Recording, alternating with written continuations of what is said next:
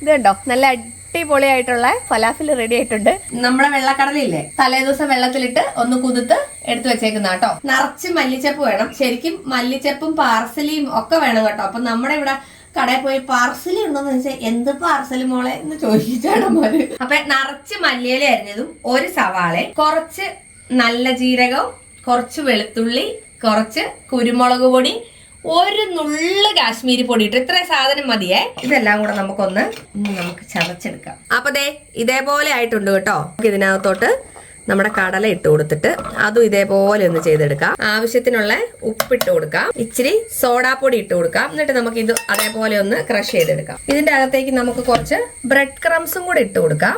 Ball ഉണ്ടാക്കാൻ പാകത്തിന് ഇത് മിക്സ് ചെയ്തെടുക്കാം. ഇങ്ങനത്തെ ചെറിയ ചെറിയ ബോൾസ് ആക്കി ഉണ്ടാക്കാം. ഇതൊന്ന് നല്ല ഡീപ് ഫ്രൈ ചെയ്തെടുക്കാം. നല്ല ബ്രൗൺ കളർ ആകുമ്പോൾ നമുക്ക് വാങ്ങാം. തഹീനിയിൽ ഇങ്ങനെ ഡിപ്പ് ചെയ്യാം.